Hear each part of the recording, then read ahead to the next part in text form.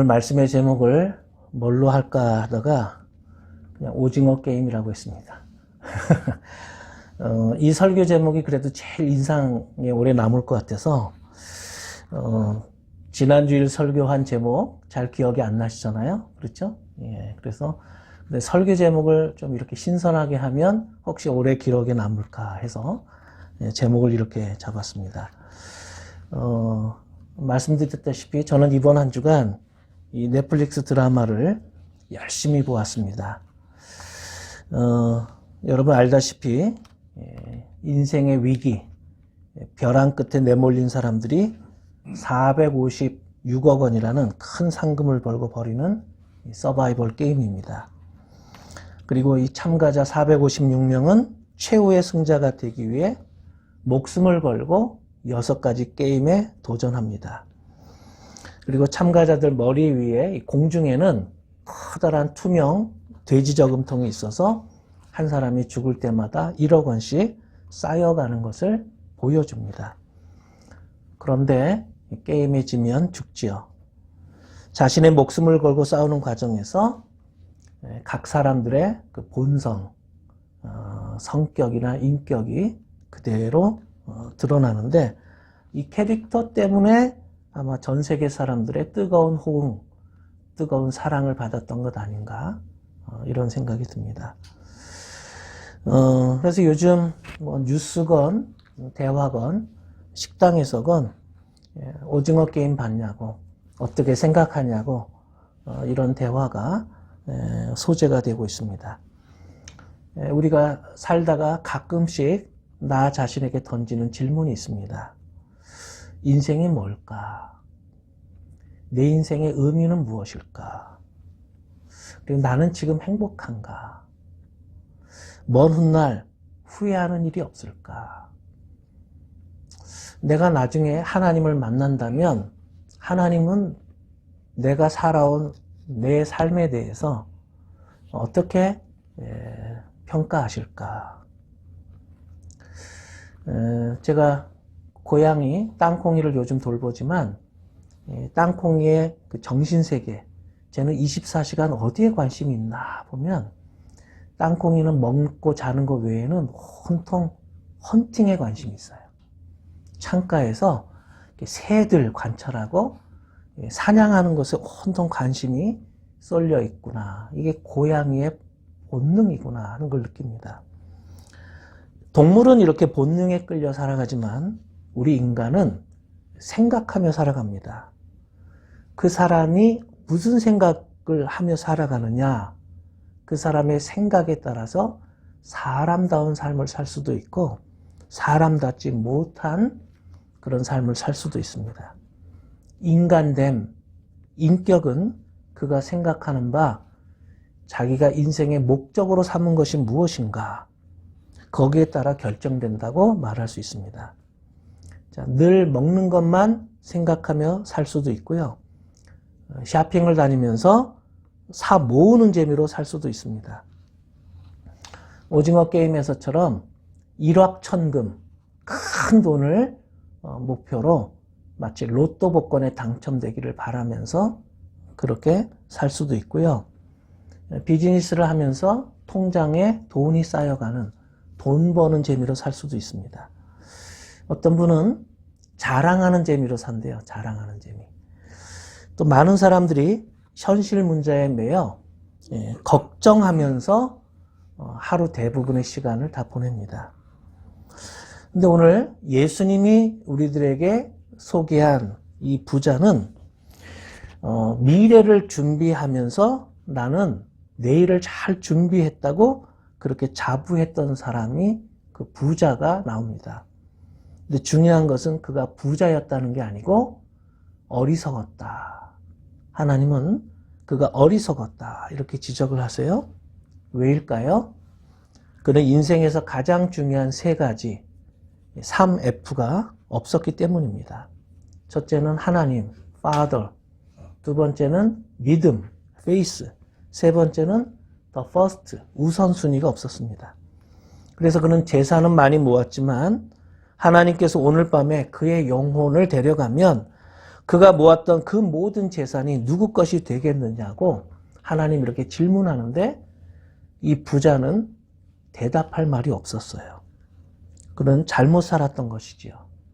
그는 헛된 꿈을 꾼 것이었고 허무한 재산 증식이었던 셈입니다. 그가 스스로에게 이렇게 말합니다. 내 곡간, 내 곡식, 내 물건, 내 영혼, 나라고 하는 단어가 6번이 나와요. 그런데 그의 생각 속에 믿음이라는 단어가 없고 하나님이라는 단어가 없고 이웃이라는 단어가 전혀 없어요. 철저하게 이기적이고 병든 생각의 소유자였다는 걸 알 수 있습니다. 예수님은 오늘 이 사람을 통해서 우리들의 삶은 어떤지, 우리는 무엇을 추구하며 사는지, 어떻게 사는지 우리의 삶을 반추해 보라고, 돌아보라고 주님은 말씀하십니다. 두 가지를 메시지를 주님은 우리에게 주십니다. 첫 번째, 나는 하나님께 감사하며 살고 있는가? 여러분 요즘 하루에 몇 번이나 감사하세요?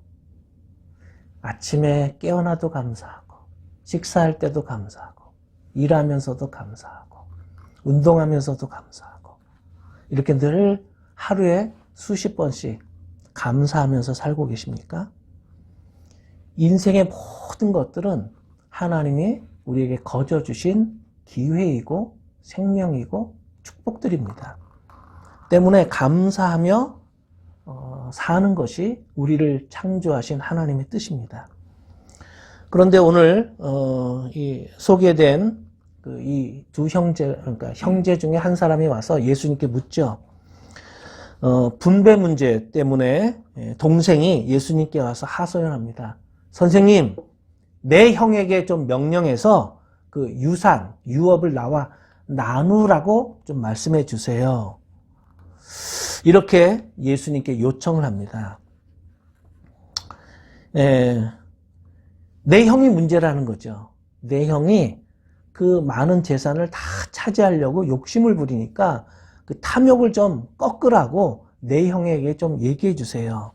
이런 요청이었습니다. 제 형을 좀 설득시켜 주세요. 제 말은 듣지 않으니까 예수님께서 제 형님에게 명령해서 재산을 동생과 나누어 가지라고 말해달라는 부탁이었습니다. 오늘날 현대인들의 이 갈등과 분쟁의 원인이 대부분 여기에 있지 않나 생각합니다.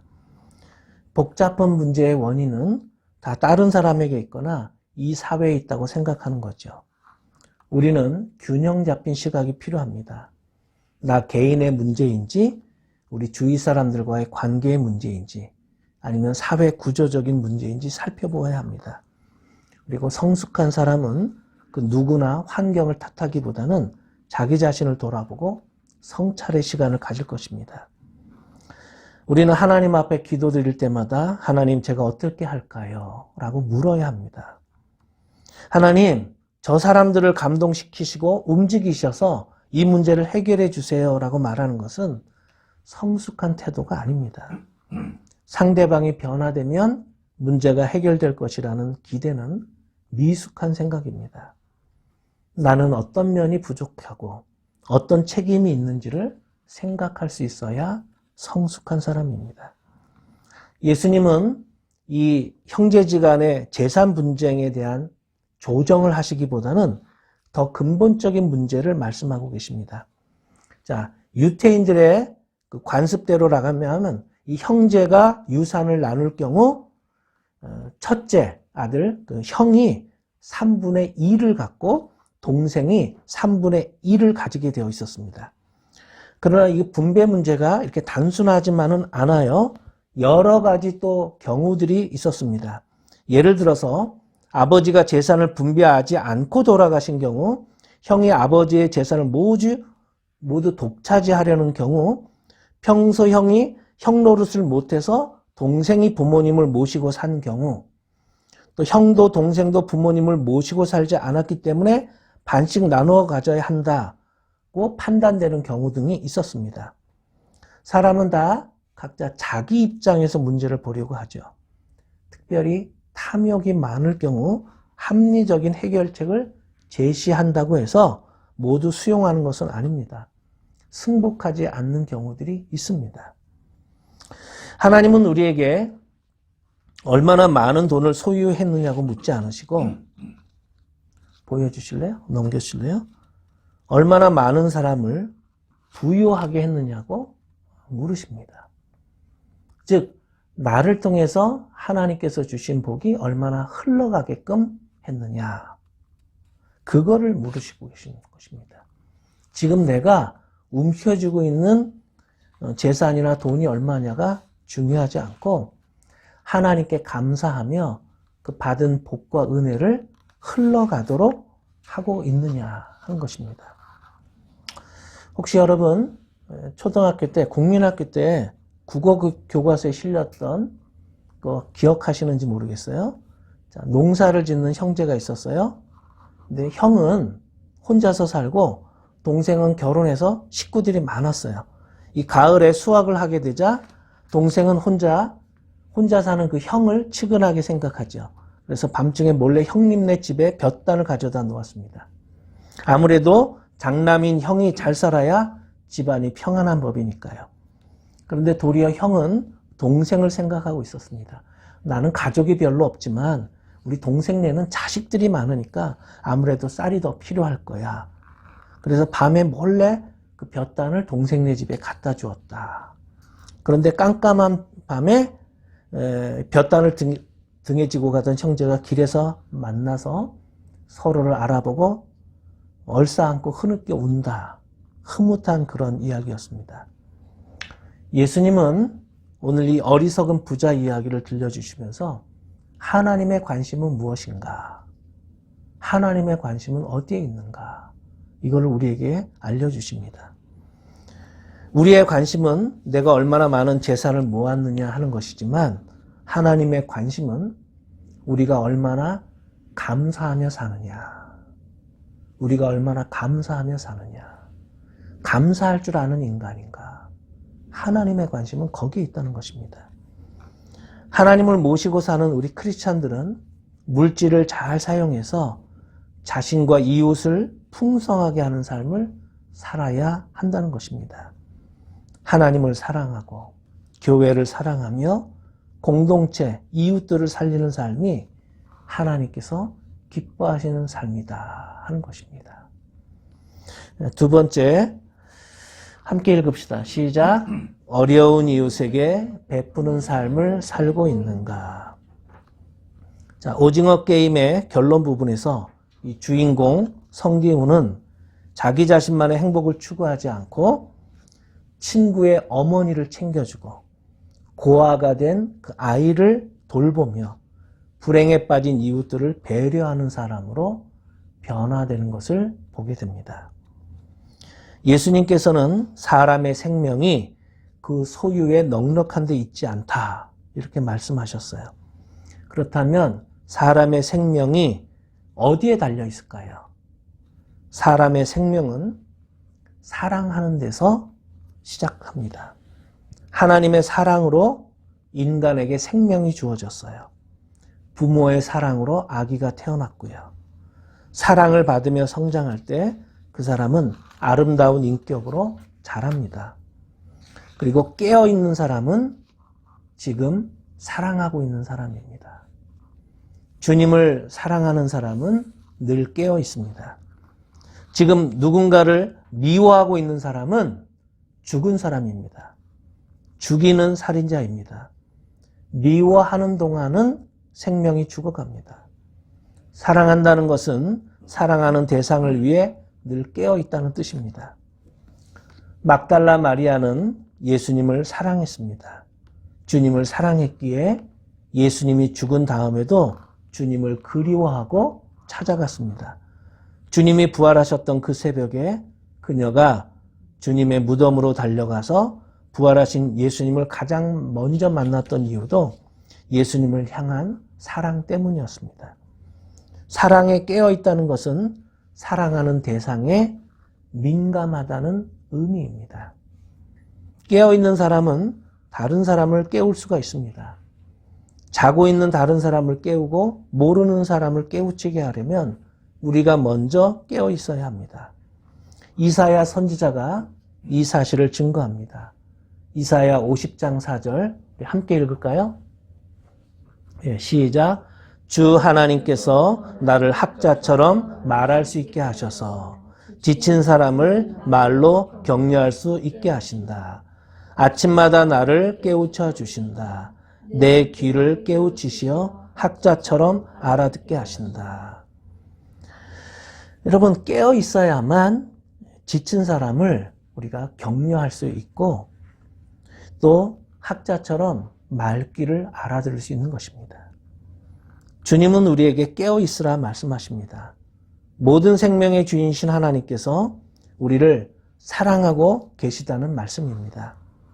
또한 우리도 하나님의 사랑을 깨닫고 느끼며 깨어서 사랑해야 합니다. 사랑하고 있는 사람은 상대방의 움직임을 민감하게 알아차립니다. 그래서 예수님은 말씀하십니다. 마태복음 25장 13절 또 한번 함께 읽겠습니다. 시작. 그러므로 깨어 있으라. 너희는 그 날과 그 시각을 알지 못하기 때문이다. 어리석은 부자는 하나님을 사랑하지 않았기 때문에 하나님의 생각에는 관심이 없었습니다. 하나님께 관심이 없었기 때문에 이웃을 사랑하지도 않았습니다. 이웃을 사랑하지 않았기 때문에 이웃에게 불행한 일이 일어나도 슬퍼하지 않았습니다. 이웃에게 기쁜 일이 일어나도 함께 좋아할 줄을 몰랐습니다. 철저히 이웃과 단절된 관계, 고립된 삶이었습니다. 그렇게 자신만을 생각하는 이기적인 삶이 오래 사는 비결이라고 생각했을지 모르지만 그의 영혼은 이미 죽어 있었던 것입니다. 깨어있는 영혼만이 시간을 아끼고 세월을 아낄 수 있습니다. 깨어있는 사람은 다른 사람이 경험할 수 없는 것을 경험합니다. 새벽은 누구에게 찾아오는가? 깨어있는 사람에게 찾아옵니다. 새벽에 일어나자마자 하나님을 생각하는 사람은 지혜롭습니다. 하나님을 의지하고 하나님께 기도하는 사람은 하나님의 도우심을 경험합니다. 하나님께서 그 사람을 도와주십니다. 시편 46편 5절 함께 읽읍시다. 시작. 하나님이 그 성 안에 계시니 그 성이 흔들리지 않는다. 동틀녘에 하나님이 도와주신다. 여러분, 어둠이 깊고 우리에게 주어진 환경이 어려울수록 우리는 깨어서 하나님께 기도해야 합니다. 영적 파수꾼이 나라를 지킬 수 있습니다. 영적 파수꾼이 이 위기에 빠진 교회를 살릴 수 있습니다. 영적 파수꾼이 무너지고 있는 가정들을 지키는 것입니다.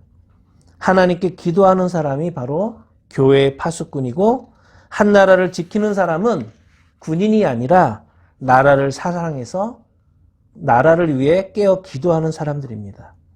소돔과 고모라는 군인들이 부족해서 멸망했던 것이 아니라 하나님께 깨어 기도하는 의인 10명이 없었기 때문에 멸망한 것입니다. 현대인들, 우리들은 다 부자가 되기를 갈망합니다. 그러나 이 시대가 필요로 하는 인재는 이웃을 사랑하고 모두가 잘 살도록 해주는 사람입니다. 깨어있는 사람은 이웃을 사랑하는 사람입니다. 그리고 하나님의 음성을 듣는 사람입니다. 하나님의 생각이 무엇인지 안테나를 세우고 날마다 하나님의 말씀을 듣는 사람입니다. 하나님의 말씀에 주파수를 맞추어 듣는 사람입니다. 여러분 가만히 생각해 보세요. 누가 생명의 주인인가요? 어리석은 부자입니까? 아니면 그 영혼을 도로 찾아가시는 하나님입니까? 누가 생명의 주인이죠? 자, 누가 돈, 물질의 주인입니까? 모으기만 하다가 죽는 사람입니까? 아니면 남에게 베푼 사람입니까? 오징어 게임에서 정말 그 모은 돈을 베풀면서 보람 있고 행복하게 산 정말 산다는 게 이런 거구나. 생명이란 이런 거구나. 그걸 깨달은 사람이 누구인가를 가만히 생각해 보세요. 누가 행복한 사람입니까? 움켜쥐려고만 하는 사람입니까? 아니면 사랑했던 사람입니까? 누가 지혜로운 사람일까요? 섭섭하다고 느끼는 사람입니까? 아니면 베풀고 선물을 주는 사람입니까? 오징어 게임에서 이런 게임을 주최한 사람이 누구였지요? 저는 계속 도대체 이런 게임을 주최한 사람이 누굴까? 계속 그 질문을 가지고 마지막 회까지 봤어요. 자, 이 게임을 주최한 사람이 누구였죠? 기억하세요? 오일남. 왜 이름이 오일남일까요? 오징어 게임에 나오는 1번 남자. 오징어 게임에서 나오는 1번 남자. 그래서 오일남이잖아요. 그는 엄청난 돈이 있었지만 왜 살아야 하는지 고상한 목적이 없었어요. 여러분, 로마 시대에 주변 사람들을 다 죽여서 어마어마한 부와 토지를 획득했던 로마 시민들이 삶에 무료해서 노예들을 그 경기장에서 죽도록 하면서 자기들은 재미를 느꼈어요. 사람을 살리는 데 돈을 사용하지 않고 지루한 삶에 활력을 얻기 위해서, 재미를 위해서 사람을 죽이는 게임을 시작했어요. 오징어 게임이 그런 인간의 타락한 한 면을 보여주는 것입니다. 도덕도 없고 윤리도 없고 생명에 대한 존중하는 마음이 없어요. 혹시 나에게도 이런 면이 있지 않을까요? 승부에 연연해서 타인의 아픔에 공감하지 못한 때가 있지 않았습니까? 내 성공에만 집착해서 타인의 실패에 함께 아파하지 못한 때가 얼마나 많았습니까? 하나님은 우리에게 말씀하세요. 어떻게 살아야 합니까? 하나님께 감사하면서 살아라. 이웃을 사랑하여 기쁜 마음으로 베풀어라. 이것이 행복이라고 주님은 말씀하십니다. 사랑했기 때문에 행복한 것이고 나누었기 때문에 뿌듯한 보람이 있습니다. 하나님은 우리에게 진정한 기쁨, 진정한 행복을 누리면서 살라고 말씀하십니다. 하나님은 우리에게 영원한 생명의 길로 인도하시는 분이세요. 우리가 영원한 생명, 영생의 길로 가려면 반드시 사랑의 문을 통해서만 갈 수 있습니다. 예수님은 참 사랑의 길이 어떤 것인가 하는 것을 우리에게 보여주셨습니다. 주님이 우리를 사랑하셔서 우리가 앞으로 살아갈 영원한 생명의 길을 예수님이 활짝 열어주셨습니다. 살벌한 게임이 아니라, 서로 죽이는 게임이 아니라 서로를 용서하고 사랑하는 삶, 사랑이 넘치는 천국의 삶으로 예수님은 우리를 초대하시는 것입니다. 기도하겠습니다. 하나님, 미래에 대한 불안감을 느끼면서 열심히 돈 많이 벌어서 내 자식들 잘 먹고 잘 살게 해주고 싶은 저희들 마음이 늘 앞섰습니다. 그래서 하나님을 먼저 생각하지 못했습니다. 어려운 이웃들을 돌아보지도 못했습니다. 사실 자식을 위한다고는 했지만 나 자신의 이기심을 하나님은 잘 아십니다. 행복하고 싶었지만 입에서 자꾸 불평이 많이 나왔던 저희들입니다. 남들 앞에서는 착한 사람인 척 행동하지만 사실은 욕심이 많고 바라는 것, 기대하는 것이 많아서 불만족을 느끼는 저희들의 마음을 하나님께 고백합니다. 하나님, 저희들의 이러한 마음을 조금 낮추어 주소서. 그래서 작은 일에도 감사하는 마음을 품게 하여 주소서. 기대하는 마음, 바라는 마음을 조금만 낮추어 주소서. 자녀에 대한 욕심을 비우고 그저 건강하게 자라는 것만으로도 감사하게 하여 주소서. 하나님, 저희들의 욕심을 탐욕을 조금만 줄여주소서.